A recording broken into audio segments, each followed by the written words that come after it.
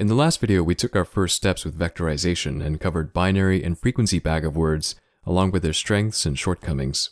In this video, we'll explore TF-IDF, another bag of words technique which is still highly popular today and addresses a few of these shortcomings.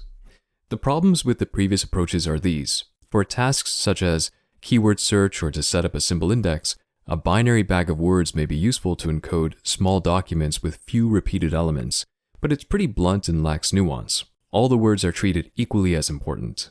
But using a raw frequency bag of words isn't a solution either, as it tends to be skewed and uninformative. Words which occur frequently, such as the and it, aren't informative and will appear with large frequencies in our vectors. Okay, maybe we can just remove stop words. But even after you remove stop words, you can still have highly frequent but uninformative words. For example, let's say you have a corpus of sports articles. In that case, words like play and game are probably going to be frequent across each of those articles. So within that corpus, those words aren't very informative.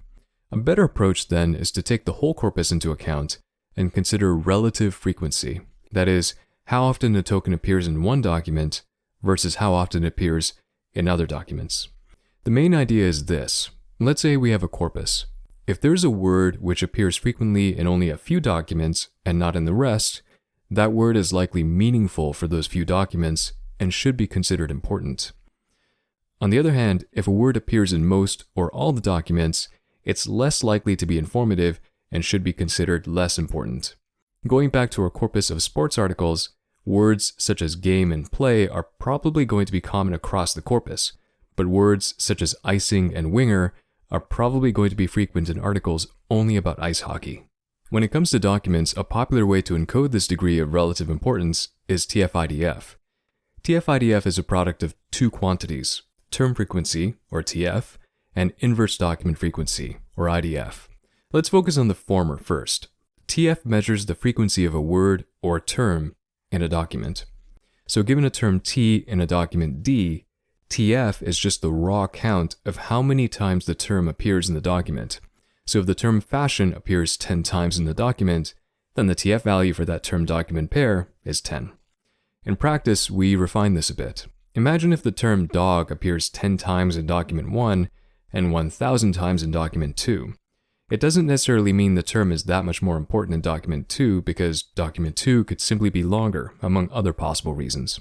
So one way to deal with this is to scale the term logarithmically. So instead of taking the raw frequency, we take the log of the frequency instead. In this example, we're taking log base 10, but it doesn't have to be base 10.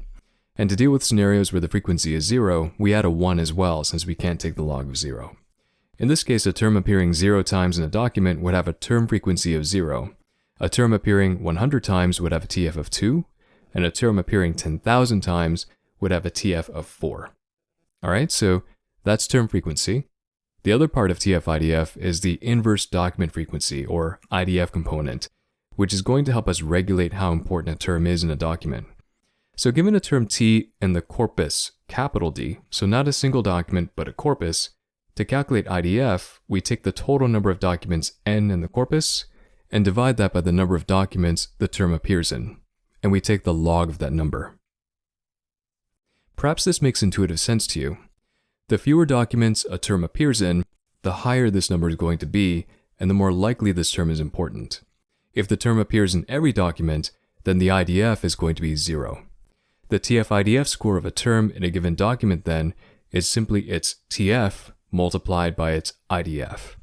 The more frequently a term appears in a given document, and the fewer times it appears in other documents, the higher its TF-IDF value is going to be.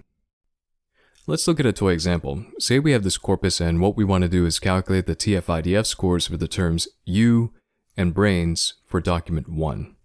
So with the term U, it occurs once in the document, and we have the additional 1 constant, so the TF is log base 10 of 2, which is 0.3.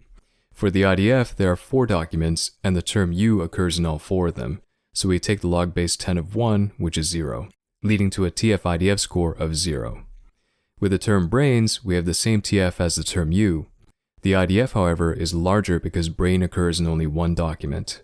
This in turn leads to a higher TF-IDF score for the term in document 1, which is what we'd expect. TF-IDF was invented in the early 1970s and has been so successful that lots of variations of it have come along. For example, the default TF-IDF vectorizer in scikit-learn uses only the raw frequency count for the term frequency. The IDF component uses the natural logarithm instead of the base 10 that we used, and it also adds a 1 to both the numerator and denominator to avoid zero division situations, which can occur if, for example, you vectorize a new document with an existing vocabulary, and the new document contains a term which hasn't been seen before. An additional 1 is added as a lower bound, so that even if a term is in every document, the TF-IDF score won't be 0. It also takes the further step of normalizing the TF-IDF vector. So say this is a TF-IDF vector for a document, that document will get normalized by the vector's length. So if your hand calculations don't match up with scikit-learn's output, this could be a reason why. And speaking of which, let's look at a demo. Alright, so here we are back at the NLP Demystified Vectorization Notebook. As always, you can find the link to this notebook on the module page, or get to it from the NLP Demystified GitHub repo.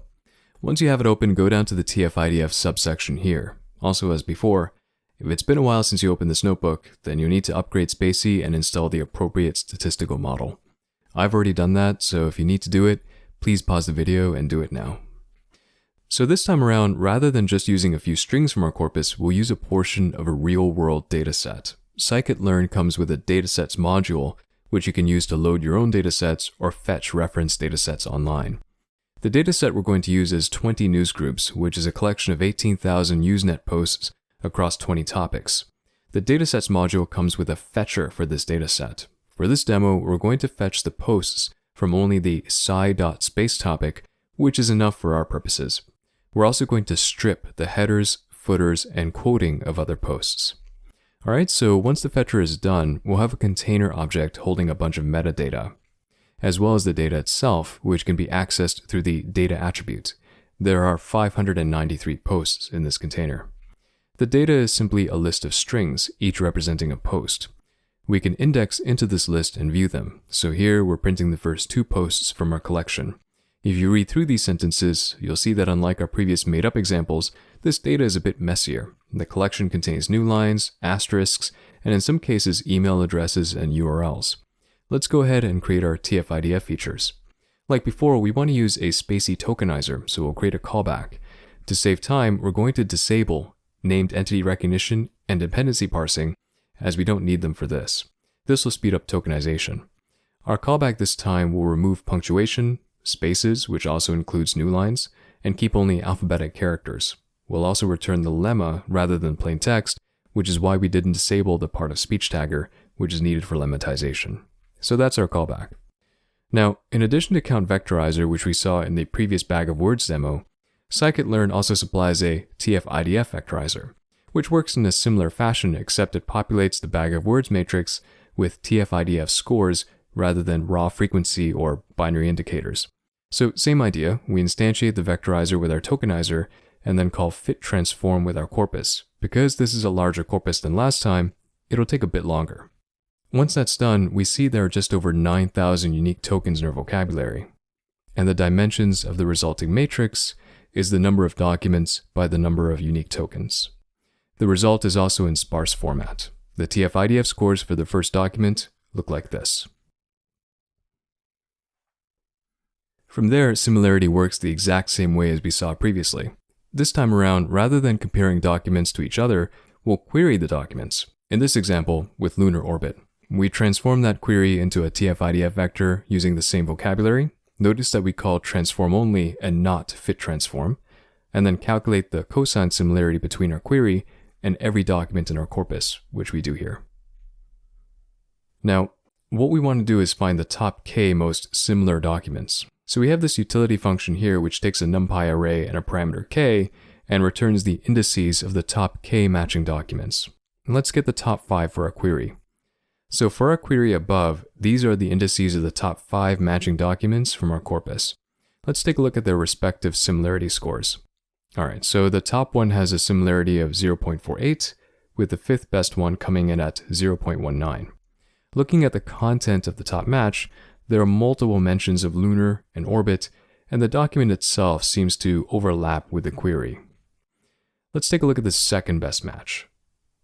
Alright, same thing. My guess is this post was likely part of the same thread.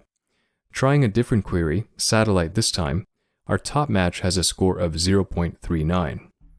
Looking at the content, we see satellites being mentioned, but if we read it closely, it's less about satellites themselves than about a person interested in satellites. And this is going to happen depending on the kind of data you're searching over.